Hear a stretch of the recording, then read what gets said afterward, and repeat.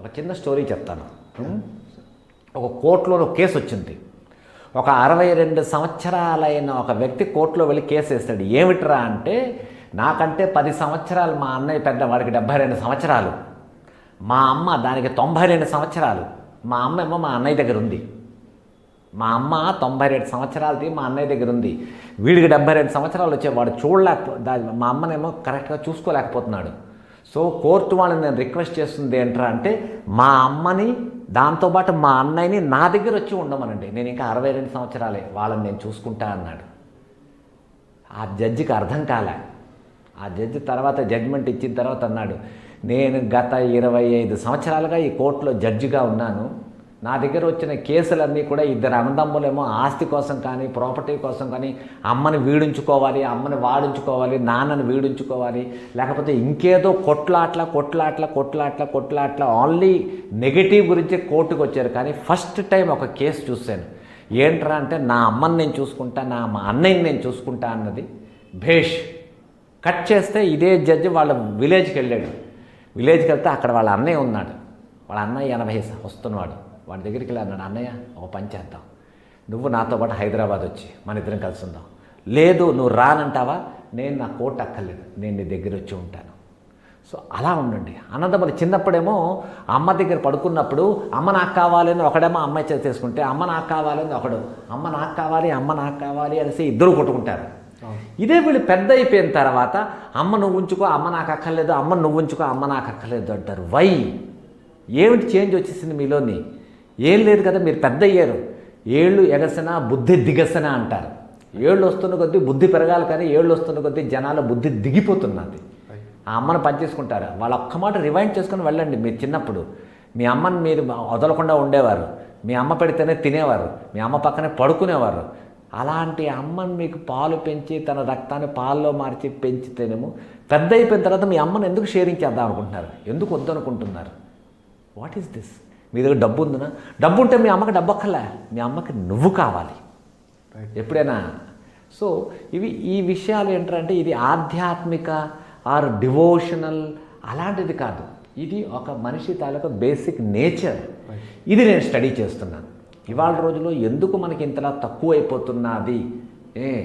ఇప్పుడు ఇంకో విషయం చెప్తాను మీ అందరికీ, వినండి. ఎక్కడైనా ఫంక్షన్ అయింది, బాబాయ్ తాలూకా కూతురికి పెళ్ళి. సో బాబాయ్ కూతురు పెళ్ళి అయినప్పుడు ఈ వైఫ్ హస్బెండ్ వెళ్ళిపోతారు, పిల్లలు తీసుకెళ్ళరు. ఎందుకు? అక్కడ బాబాయ్ కూతురు పెళ్ళి కదమ్మా, మీరు ఎందుకు రావక్కర్లేదు, తీసుకెళ్ళండి ఫంక్షన్స్కి, మీ పిల్లల్ని తీసుకెళ్ళండి. మీ పిల్లల్ని ఫంక్షన్కి తీసుకొని వెళ్తేనే బాబాయ్ అంటే ఎవడో వాళ్ళకి తెలుస్తుంది, మావయ్య అంటే తెలుస్తుంది, పిన్నమ్మ తెలుస్తుంది, అత్తమ్మ తెలుస్తుంది, వాళ్ళ పిల్లలు ఎవడో తెలుస్తారు. రేపటి రోజులోనే మీరు పోతారు. పోయిన తర్వాత మీ పిల్లల్ని ఈ ఫ్యామిలీలో ఎవరి దగ్గరికి తీసుకెళ్ళలేదు. ఈ పిల్లలిద్దరూ వేరేగా ఉండిపోతారు. ఒకడు అమెరికాలో, ఒకడు రష్యాలో ఉంటాడు. వాడికి మన రిలేటివ్స్ ఎవ్వరూ చుట్టాలు తెలియదు. What else? వాడు ఒక్కడో అయిపోతాడు. ఏకాకి జీవితం నాది. అది మీ పిల్లలకి రానీకండి. మీ పిల్లల్ని మీ చుట్టరికాలు మొత్తం చెప్పండి వాళ్ళకి. ఏయ్, ఇదిగో బాబాయ్ కొడుకు నీకు తమ్ముడు అవుతాడు, ఇదిగో అత్తమ్మ కొడుకు నీకు బావ అవుతాడు, చెప్పండి వాళ్ళకి. వాళ్ళలో ఉన్న ఇంటిమేసీని పెంచడానికి ట్రై చేయండి. అది మీ డ్యూటీ. అది మీ పిల్లలు రిలేషన్స్తో పాటు ఏకమత్యంగా ఉండాలి అంటే అది మీ డ్యూటీ. మీరే మీ పిల్లల్ని ఎక్కడికి తీసుకెళ్ళకుండా చిన్నప్పటి నుంచి తాతమ్మ దగ్గరికి నువ్వేం వెళ్ళక్కర్లేదురా, తాతగారి దగ్గరికి, అమ్మమ్మ ఎందుకు పంపించండి, మీ తాత దగ్గరికి పంపించండి. వేసవి సెలవులు వచ్చే హాలిడేస్ ఇచ్చారా, విలేజ్కి పంపించండి పిల్లల్ని. అక్కడ తాత ఉంటే, మా అమ్మ ఉంటే, అమ్మమ్మ ఉంటే, మావయ్యలు ఉంటే వాళ్ళ దగ్గర ఉంటారు. వాళ్ళు ఎఫెక్షన్ పెరుగుతుంది. Other than love and affection ఇంకేమీ లేదు సార్. డబ్బు సంపాదించారు అంటే మీ దగ్గర డబ్బు రాగానే మీ దగ్గర చీడ పురుగులు వస్తాయి 10 మంది. ఇప్పుడున్న యూత్కి చెప్తున్నాను, మీ రిలేటివ్స్ మీరు వద్దు, నేను ఒక్కడనే ఉంటాను, 24 గంటలు మొబైల్లో చూసుకుంటాను, ఈ మొబైల్లో వాట్సాప్ పంపిస్తాను, లైక్స్ పంపిస్తాను, షేర్ పంపిస్తాను. What else? ఎవరికైనా హ్యాపీ బర్త్డే వచ్చిందంటే హ్యాపీ బర్త్డే ఒక నవ్వు పంపిస్తారు. వాడికి ఫోన్ చేయండి. మీ ఫ్రెండ్ అయినా సరే, మీ రిలేటివ్ అయినా సరే ఫోన్ చేయండి. ఫోన్ చేసేప్పుడు, ఏయ్ హ్యాపీ బర్త్డే రా డూడ్, ఏం చేస్తున్నావు? ఎస్, ఎక్కడున్నావు? లాస్ ఏంజలస్లోనా? ఈవినింగ్ ప్రోగ్రామ్ ఏంటి?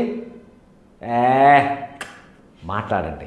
మాట్లాడితే ఇప్పుడు నేను ఇదే మాట్లాడింది, ఈ ఎక్స్ప్రెషన్స్ వారికి అర్థం అవుతాయి. There is a intimacy developing. రేపటి రోజుల్లో మీరు నన్ను తిట్టుకోవచ్చు, ఈ సత్యప్రకాష్ ఏంటి రిలేషన్ డెవలప్ చేయమని చెప్తున్నాడు ఏంటి అని. బట్ రిలేషన్స్ అన్నది కావాలి. రిలేషన్స్ లేకుండా ఈ మనిషి మీద, ఈ భూమి మీద ఈ మనిషి అన్నవాడు ఏకైక అయిపోతాడు.